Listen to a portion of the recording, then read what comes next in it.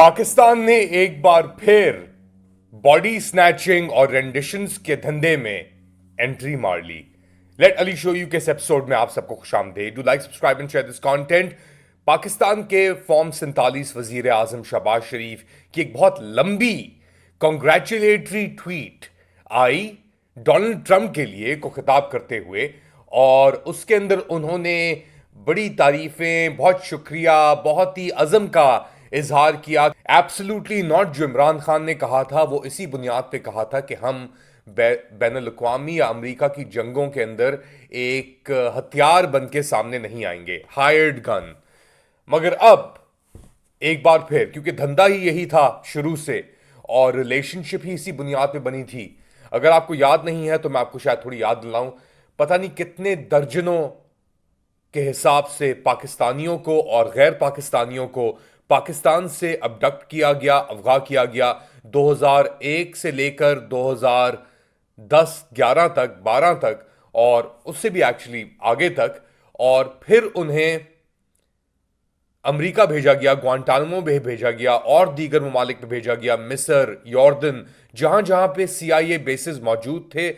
उधर पाकिस्तानियों को रेंडिशन, ये अल्फाज है रेंडिशन, कि आप किसी को जबरदस्ती पकड़ते हैं, इलीगली एक जहाज में डालते हैं और फिर ट्रांसपोर्ट कर देते हैं XYZ ममालिक। इसके ऊपर बड़ी किताबें भी लिखी गई हैं। ग्लोबल वॉर ऑन टेरर से इसकी डायरेक्ट कनेक्शन थी। और ये रेंडिशंस ऐसे ममालिक में होती थी जहां पे कानून या कानून की खिलाफ वर्जी करना इतना मुश्किल नहीं था, तो उन्हें पाकिस्तान में रहने देना चाहिए। मगर क्योंकि एक CIA का एक ऑपरेशनल इंफ्रास्ट्रक्चर बिल्ट है, और मैं ऐसे कई CIA के डिटेंशन सेंटर्स में गया हूं कि पाकिस्तान से उठा के इन्हें ट्रांसपोर्ट किया जाता था या तो पहले बागराम या सॉल्ट पिट।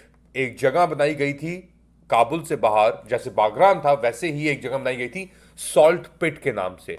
और इधर अमेरिका उन रेंडिशन अलकायदा या तालिबान के ऑपरेटिव्स को या सस्पेक्ट्स को रखता था और टॉर्चर करता था और इंटेरोगेशन होती थी उनकी, और इसका भत्ता मिलता था। जो पाकिस्तान से लोग अगवा किए जाके पाकिस्तान ट्रांसपोर्ट कराता था मुशर्रफ के अंडर, उसका भत्ता मिलता था पाकिस्तानियों को हजारों डॉलर, लाखों डॉलर के हिसाब से कीमत में।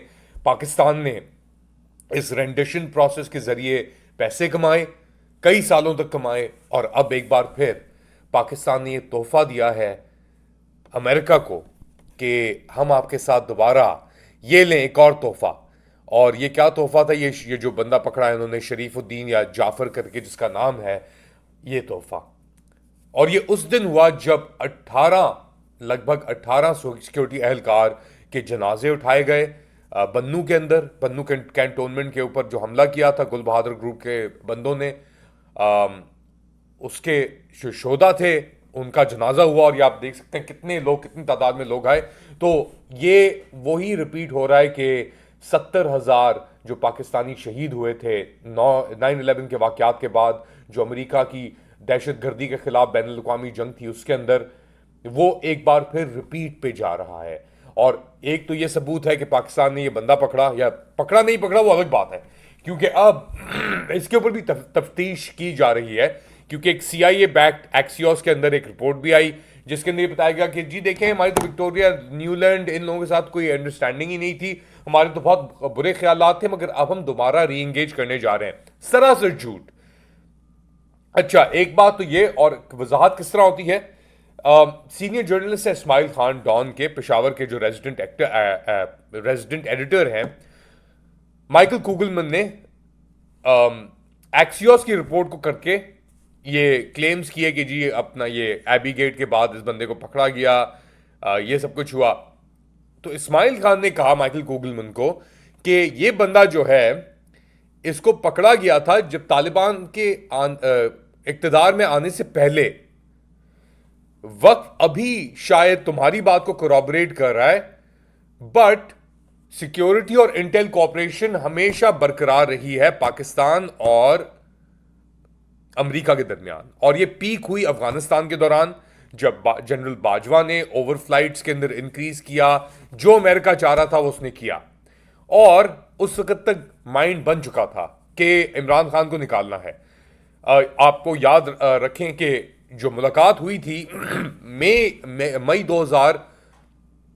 21 के अंदर बाजवा और चार्ज अफेयर्स अमरीकी, क्योंकि उस वक्त अमेरिका का एम्बेसडर नहीं था, उसके अंदर ये बात तय हो गई थी कि हम आपको पूरी सपोर्ट करेंगे, ये करेंगे, ये करेंगे, मगर वो बॉच्ड अप बेसिकली सपोर्ट थी। और सिक्योरिटी और इंटेलिजेंस जो ताल्लुकात थे दोनों ममालिक के दरमियान, वो खत्म नहीं हुए। अब ये तो लेटेस्ट बंदा दिया है पकड़ के इन्होंने, जो इनके पास शायद पहले से ही मौजूद था, एक इंस्टेंस रेंडिशन का, आफिया सिद्दीकी। वो भी जनरल मुशर्रफ की आर्मी ने पकड़ के अमेरिका को दी थी, अफगानिस्तान लेके गई थी वो, फिर उसके बाद वहां पे जो चीज हुई फिर उनको अमेरिका दोबारा मुंतकिल कर दिया गया। आफिया सिद्दीकी एक पाकिस्तानी सिटीजन है, अमेरिकन सिटीजन नहीं है बाय द वे, और वो फिजिसिस्ट नहीं थी, उनकी डिग्री थी, पीएचडी थी उनकी किसी और चीज के अंदर। तो ये एक पूरा नैरेटिव बनाया गया रेंडिशंस के ऊपर कि यार ये लोग तो वैसे ही खराब हैं, ये लोग खराबियां करना चाह रहे थे। और वही मंजन अब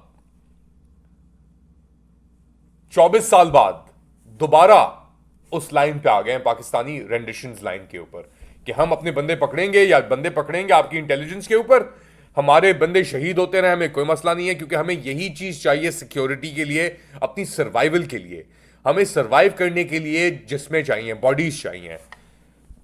इसाक डार की एक फोन कॉन्वर्सेशन भी हुई US national security advisor Michael Waltz के साथ, और वहां पे इन दोनों ने बेसिकली बातचीत की, खुशी का इजहार किया कि देखें प्रेसिडेंट ट्रंप ने आपकी तारीफ की और हम ये सिक्योरिटी कोऑपरेशन को आगे बढ़ाना चाहते हैं। हमने 40 साल औरों की जंगें लड़ लड़ के अपने आप को तबाह किया, और हम इस मुकाम पे पहुंच गए तबाही के, और अब हम वो एक बार फिर वही चीज दोबारा रिपीट करने जा रहे हैं। अच्छा, मुझसे बहुत सारे लोगों ने पूछा यार ये जो अमेरिका में एफर्ट्स चल रहे थे इनका क्या हुआ।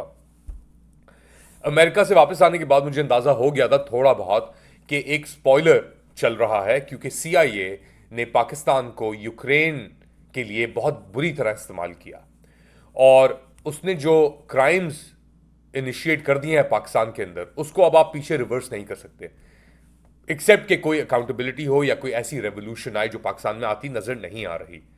तो इस बुनियाद के ऊपर सीआईए ने अपने एसेट्स को बचाने के लिए, जिसके अंदर Asim Munir, Mohsin Beg, Mohsin Naqvi, all these guys, उनको बचाने के लिए, और जो ब्रिटिश ऑपरेशन था यूक्रेन का उसे बचाने के लिए, ये एक तोहफा प्रेजेंट किया गया है, ऐसा एक खिलौना प्रेजेंट किया गया ट्रंप को जो उसको पसंद आया, और उसने कहा कि हाँ भाई इन्हीं के साथ काम करते हैं।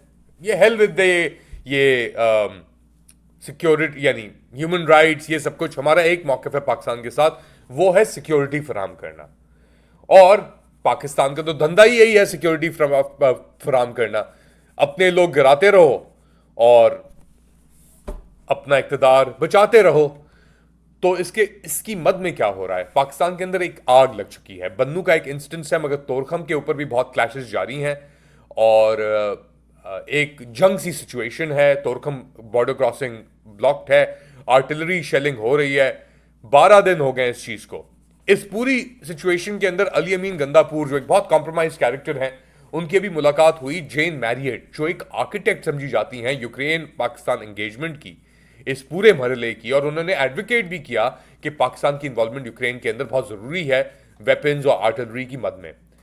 उन्होंने होस्ट किया जेन मैरियट को केपी के अंदर, और एक performance review, who the hell is Jen Marriott, और आप इतने क्यों चमी हो रहे हैं उनके साथ?